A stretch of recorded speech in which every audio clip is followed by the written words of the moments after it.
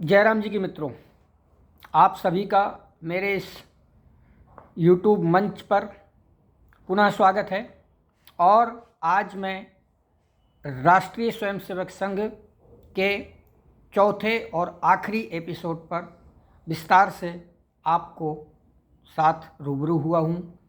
इसमें मैं, जैसा कि तीसरे एपिसोड के अंत में मैंने बताया था कि संघ की सोच में बदलाव और उसके फ्यूचर प्लान्स क्या हैं, इस पर हम चर्चा करेंगे।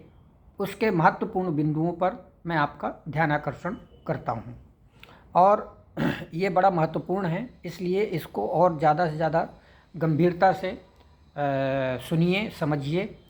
और मैं आपको एक बात क्लियर कर दूं कि मैं ये सब चीज़ें आप लोगों के सामने क्यों रख रहा हूँ। देखिए, हम किसी भी विचारधारा से जुड़े हों या ना जुड़े हों, लेकिन ये ऐतिहासिक घटनाक्रम है और राष्ट्रीय स्वयंसेवक संघ को नज़रअंदाज नहीं किया जा सकता है। उसका हमारे राजनीतिक और आज़ादी के इतिहास में एक महत्वपूर्ण रोल रहा है। वो चाहे पॉजिटिव रोल रहा हो, चाहे नेगेटिव रोल रहा हो। इतिहासकारों की माने तो ये ज़रूरी है जानना कि आखिरकार आरएसएस ने क्या किया और अभी क्या कर रहा है और आगे उनका क्या प्लान है। इस वजह से हमें जानना बहुत ज़रूरी होता है।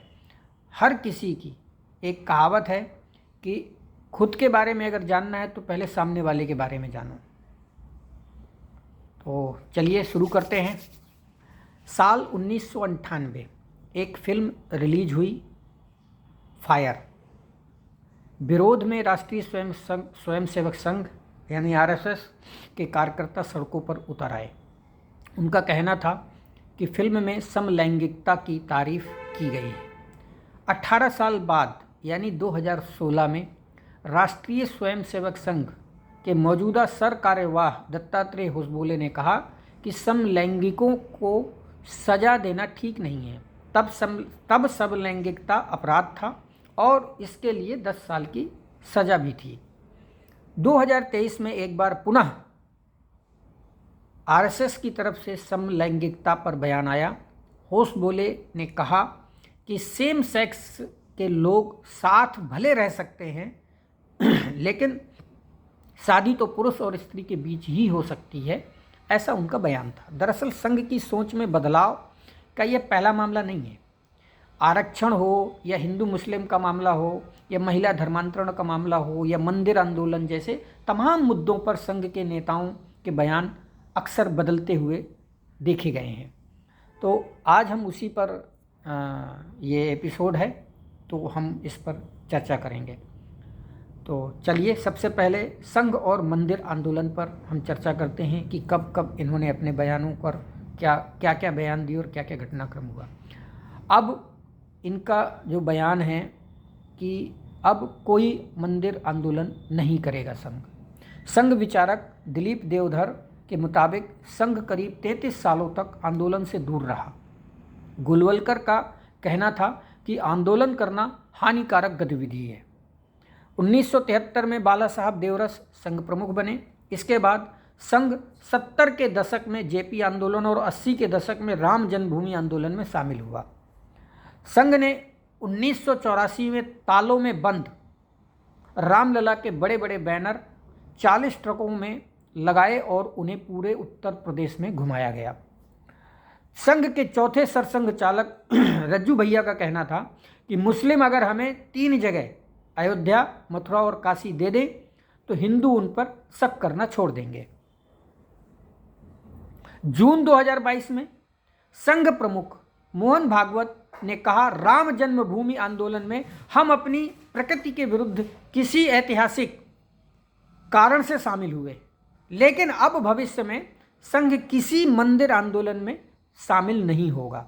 ज्ञानवापी के बारे में हमारी कुछ श्रद्धाएं हैं, परंतु हर मस्जिद में शिवलिंग खोजना ठीक नहीं।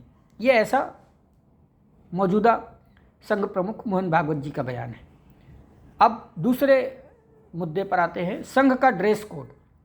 खाकी टोपी की जगह काली टोपी, हाफ पैंट की जगह फुल पैंट, ये बदलाव आया। शुरुआत में आरएसएस की यूनिफॉर्म खाकी शर्ट, खाकी निक्कर और खाकी टोपी होती थी। 1930 में संघ ने बदलाव करते हुए खाकी टोपी की जगह काली टोपी कर दी। 1939 में संघ ने अपनी शर्ट का रंग खाकी से बदलकर सफ़ेद कर दिया। इसके पीछे तर्क दिया कि ब्रिटिश सेना की शर्ट का रंग भी खाकी है। 1973 में संघ ने चमरौंधे बूट और लंबे मोजों की जगह सामान्य जूते और मोजे शामिल किए। 2010 में संघ ने चमड़े की बेल्ट की जगह कैनवास बेल्ट का इस्तेमाल करना शुरू किया। 2016 में आरएसएस ने अपने ड्रेस कोड में बड़ा बदलाव करते हुए खाकी हाफ पैंट की जगह गहरे भूरे रंग की फुल पैंट को शामिल किया। अब संघ और समलैंगिकता पर विचार करते हैं। पहले विरोध, फिर समर्थन, अब फिर से विरोध, समझ से बाहर है। साल 1998 में जैसा कि मैंने आपको पहले बताया कि एक फिल्म रिलीज हुई थी फायर। आरएसएस और उससे जुड़े संगठनों ने इसके विरोध में बहुत भयानक हल्ला मचाया था। उनका कहना था कि फिल्म में समलैंगिकता को महिमा मंडित किया गया है। मार्च 2016 संघ के सह कार्यवाह रहे दत्तात्रेय होसबोले ने कहा, समलैंगिकता कोई अपराध नहीं है। सेम सेक्स से अगर दूसरे लोगों का जीवन प्रभावित नहीं होता है तो समलैंगिकता के लिए सज़ा नहीं दी जानी चाहिए। उस वक्त समलैंगिकता के लिए 10 साल की सज़ा होती थी, जिसे सितंबर 2018 में सुप्रीम कोर्ट ने गैर अपराध घोषित कर दिया। जनवरी 2023 मोहन भागवत ने आरएसएस के मुखपत्र माने जाने वाले ऑर्गेनाइजर को दिए एक इंटरव्यू में कहा, एलजीबीटी को भी समाज का हिस्सा माना जाए, उन्हें वही सम्मान मिलना चाहिए जो बाकी समुदायों को मिलता रहा है।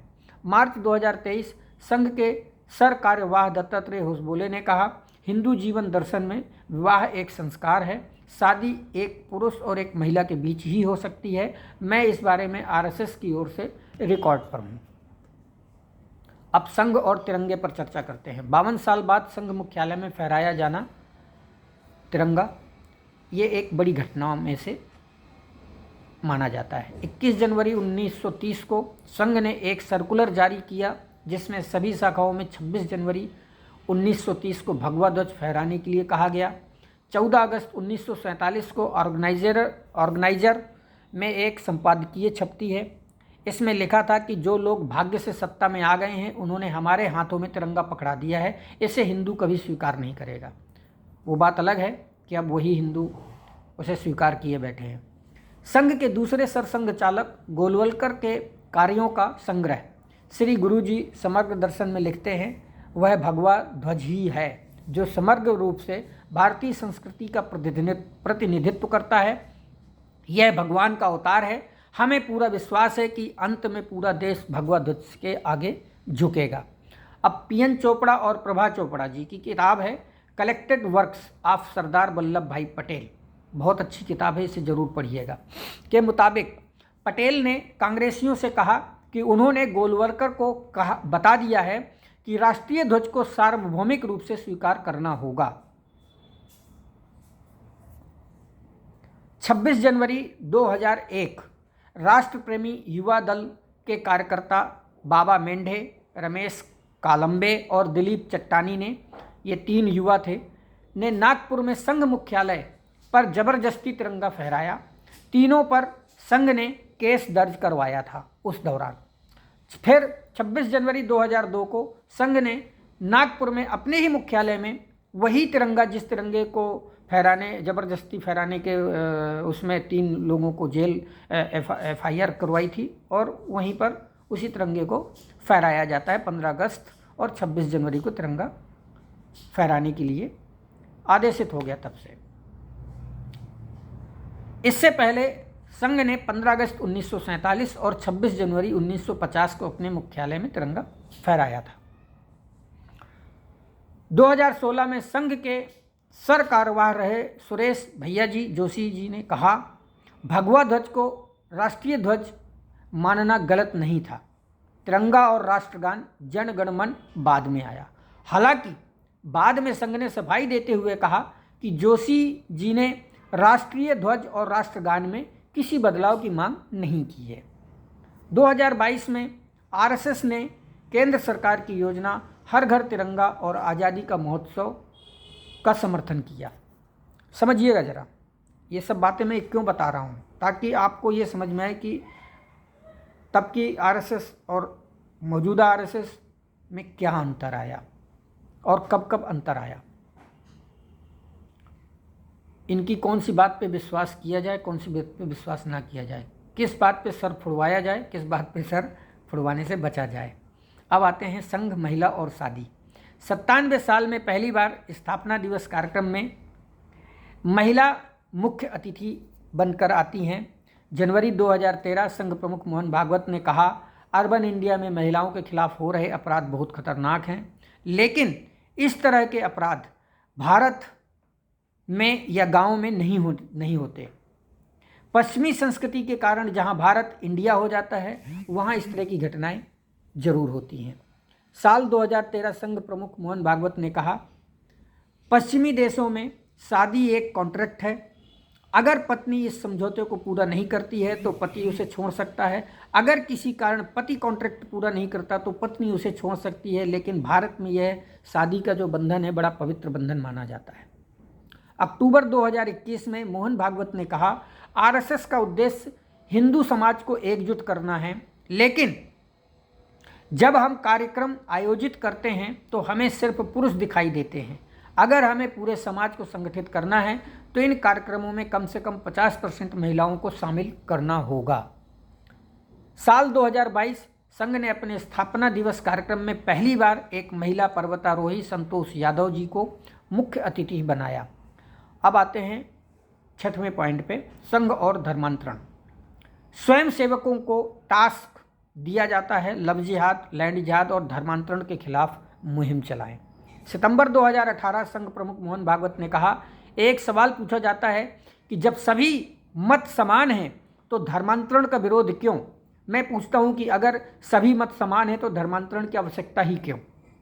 ये मोहन भागवत जी कहते हैं। अब आते हैं लव जिहाद पे।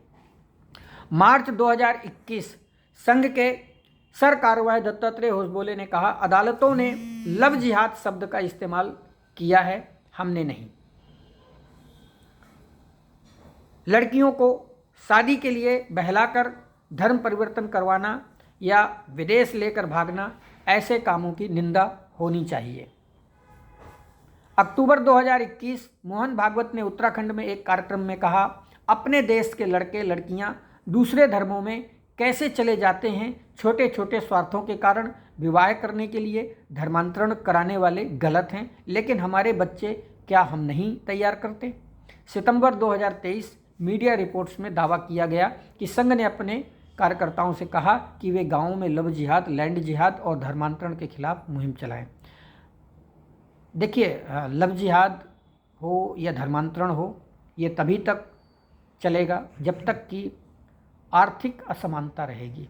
आर्थिक कारणों से ही लोग एक धर्म को त्याग कर दूसरे समुदाय को क्विट करते हैं, पहली पॉइंट। दूसरा, जब आप न्याय नहीं देते हैं तो उसे लगता है कि मैं दूसरे समुदाय में जाके जुड़ूं तो वहाँ से मुझे न्याय प्राप्त होगा।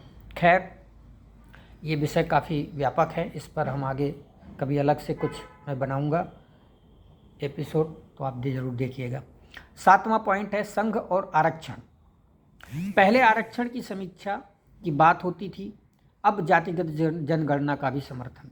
यानी कि ये आरएसएस पहले आरक्षण की समीक्षा करने की बात कहती थी कि नहीं जी, आरक्षण खत्म होना चाहिए, इस पर समीक्षा होनी चाहिए। अब जातिगत जनगणना का समर्थन कर रहे हैं। शायद इसके पीछे कोई राजनीतिक मजबूरी होगी। सितंबर 2015 में संघ के मुखपत्र माने जाने वाले ऑर्गेनाइजर ने संघ प्रमुख मोहन भागवत का एक इंटरव्यू छापा, जिसमें उन्होंने आरक्षण की समीक्षा करने की बात कही। फिर जनवरी 2017 में आरएसएस के तत्कालीन प्रचार प्रमुख मनमोहन वैद्य ने कहा, डॉक्टर अंबेडकर ने कहा था कि लंबे समय तक आरक्षण की व्यवस्था जारी रखना किसी भी देश के लिए ठीक नहीं है, यह खत्म होनी चाहिए। वह वक्त जरूर आना चाहिए जब सभी को ज़्यादा रोजगार के अवसर मिले।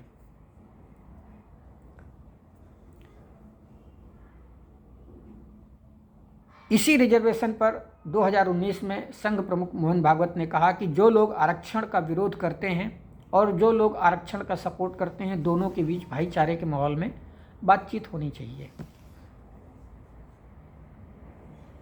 देखिए, मेरा अपना निजी मत है कि आरक्षण लेने वाले को भी आज की डेट में कोई फ़ायदा नहीं है और आरक्षण न लेने वाले को भी कोई फ़ायदा नहीं है। इसलिए मैं इस बात से आरएसएस की विचारधारा से अलग मैं यही कहूँगा कि आरक्षण जो है की जगह मेरिट पर आधारित सारे पदों पर पदाधिकारियों को पोस्टेड किया जाना चाहिए, चाहे वो चपरासी हो या राष्ट्रपति हो, चाहे देश का किसी गांव का सरपंच हो या फिर देश का प्रधानमंत्री हो। लोकप्रियता के आधार पर या उसकी उम्र के आधार पर या उसकी जाति के आधार पर या उसके समुदाय के आधार पर किसी भी संवैधानिक पद पर उसे नहीं बैठना चाहिए, क्योंकि संवैधानिक पद जो होता है वो किसी एक व्यक्तिगत रूप से व्यक्तिगत कार्यों के लिए नहीं होता है, वो सामूहिक कार्यों के लिए होता है। तो संवैधानिक पद पर अगर हम किसी सरपंच से लेकर के पंच सरपंच से लेकर के प्रधानमंत्री तक के जो पद होते हैं, नेतृत्वकर्ताओं के पद, उस पर भी मेरिट आधारित चुनाव होना चाहिए। अभी लोकप्रियता पर आधारित चुनाव होता है, जो कि पूर्णतः गलत है। ठीक है, अभी इस बात को लोग हो सकता है कि ये करेंगे, चूँकि ये मेरी पार्टी का कोई विचार नहीं है, मेरा इंडिविजुअल विचार है। ये पहले मैं क्लियर कर दूं, मुझे किसी कंट्रोवर्सी में मत डालिएगा। ये मेरा व्यक्तिगत मत है कि आरक्षण लेने वाला भी सुखी नहीं होगा जीवन में कभी, और आरक्षण नहीं लेने वाला तो वैसे भी सुखी नहीं है।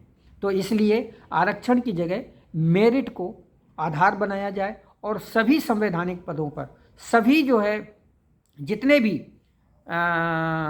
चपरासी से लेकर के राष्ट्रपति का पद, पंच सरपंच से लेकर के प्रधानमंत्री का पद, ऑल टोटल सेवा क्षेत्र से जुड़े पद हों या नेतृत्वकर्ता वाले पद हों, इन पदों पर जो है मेरिट को प्रायोरिटी देनी चाहिए। और मेरिट का सूत्र जो है वो मैं अलग से किसी दिन बता दूंगा, फिर भी मैं 4 पॉइंट बता देता हूँ। ह्यूमन मेरिट का 4 होता है स्रोत, 4 स्तंभ होते हैं। पहला फिजिकल कोशंट, यानी कि शारीरिक क्षमता जांचना बहुत ज़रूरी होता है। दूसरा इंटेलेक्चुअल कोशंट, यानी कि उसकी मानसिक क्षमता। तीसरा इमोशनल क्षमता, यानी कि उसकी जो भावनात्मक क्षमताएं कैसी हैं, दूसरों के प्रति उसका कैसा व्यवहार है। और चौथा है चेतनात्मक क्षमता, यानी कि स्पिरिचुअलिटी, कि उसके पास लीडरशिप की क्वालिटी है या नहीं। भावनात्मक क्षमता से आपको पता चलता है कि इसमें सेवा करने की भावना है या नहीं, दूसरों के प्रति इसके अंदर क्या भावना है इसका पता चलता है। और जो इंटेलेक्चुअलिटी है उससे जो है पता चलता है कि इसकी बौद्धिक क्षमता कैसी है। और फिजिकल क्वेश्चन से पता चलता है कि इसकी शारीरिक क्षमताएं कैसी हैं। तो मेरे कहने का मतलब है PQ, IQ, EQ और SQ। स्पिरिचुअलिटी का मतलब है विवेकवान। बुद्धिमान होना अलग बात है, विवेकवान होना अलग बात है। खैर, मैं ये वीडियो लंबा नहीं करना चाहता हूँ, मैं अपने ही आज के इस मुद्दे पर रहता हूँ। इस मुद्दे पर मैं अलग से, आप मुझे याद दिलाइएगा, मैं किसी दिन विस्तार से एक वीडियो बनाऊँगा, उसका भी एक सीरीज तैयार करूँगा, आप लोग ज़रूर देखिएगा। तो अब आते हैं हम इसी पॉइंट पे, आज के RSS के इस लास्ट एपिसोड का पॉइंट है। 28 अप्रैल 2024 संघ प्रमुख मोहन भागवत जी ने कहा, संघ का मानना है कि आरक्षण जिसके लिए है उन्हें जब तक आवश्यक लगेगा या भेदभाव जब तक है, आरक्षण जारी रहना चाहिए। भेदभाव 2-3 प्रकार के होते हैं। एक तो उनके साथ उनको न्याय ना देना, जो पैसे वाले लोग हैं उनको न्याय देना और जो गरीब लोग हैं उनको न्याय ना देना। तो इसका मतलब कुल मिलाकर के ये है कि आर्थिक असमानता को जब तक नहीं पाटा जाएगा तब तक जो है किसी प्रकार के बयानबाजी कर लो या किसी प्रकार का आरक्षण को लेकर के आप काम कर लो, कोई उसमें मतलब जो आप चाहते हैं वो आपको नहीं मिलेगा बेनिफिट। अक्टूबर 2023 में बिहार सरकार ने जातिगत जनगणना की रिपोर्ट जारी की। इसके बाद संघ ने भी बयान जारी किया कि वह जातिगत जनगणना का समर्थन करता है। अब आते हैं 8वें पॉइंट पे, संघ और मुसलमान। पहले मुसलमानों को आंतरिक संकट बताया जाता है, अब कहा जाता है कि मुसलमान भी हमारे हैं। संघ के दूसरे सरसंघ चालक गुरु गोलवलकर की किताब बंच ऑफ थॉट्स के दूसरे भाग में राष्ट्र और उसकी समस्याएं नाम का एक चैप्टर होता है। इसमें एक शीर्षक है आंतरिक संकट मुस्लिम, ईसाई और कम्युनिस्ट।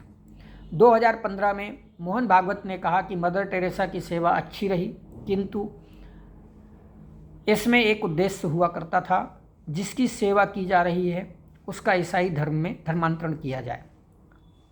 अब सितंबर 2018 में संघ प्रमुख मोहन भागवत कहते हैं कि हमारा हिंदू राष्ट्र है, इसका मतलब ये नहीं कि यहाँ मुसलमान नहीं चाहिए। जिस दिन यह कहा जाएगा कि यहाँ मुसलमान नहीं चाहिए, उस दिन वो हिंदुत्व नहीं रहेगा। सितंबर 2022 में संघ प्रमुख मोहन भागवत ने 5 मुस्लिम बुद्धिजीवियों से बंद कमरे में मुलाकात की। इसमें पूर्व मुख्य चुनाव आयुक्त SY कुरैशी, दिल्ली के पूर्व उपराज्यपाल नजीब जंग, अलीगढ़ मुस्लिम यूनिवर्सिटी के पूर्व कुलपति जमीरुद्दीन शाह, नेशनल लोकदल के राष्ट्रीय उपाध्यक्ष शाहिद सिद्दीकी और कारोबारी सईद शेरवानी शामिल थे। सितंबर 2022 संघ प्रमुख मोहन भागवत दिल्ली में कस्तूरबा गांधी मार्ग स्थित एक मस्जिद पहुंचते हैं।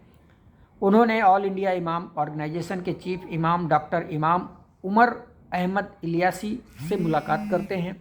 26 सितंबर 2023 लखनऊ में संघ प्रमुख मोहन भागवत ने कहा, मुसलमान भी हमारे हैं, वो हमसे अलग नहीं हैं। उनकी पूजा पद्धति बदल गई है, यह देश उनका भी है, वह भी यहीं रहेंगे। अब आते हैं 9वें पॉइंट पे, संघ और मीडिया। 2014 में पहली बार सरकारी चैनल पर संघ का कार्यक्रम शुरू होता है। हिंदी में पांचजन्य और अंग्रेजी में ऑर्गेनाइजर को RSS का मुखपत्र माना जाता है। विश्व संवाद केंद्र संघ का ऑफिशियल मीडिया विंग है। 2014 में पूर्ण बहुमत के साथ बीजेपी की सरकार बनी और नरेंद्र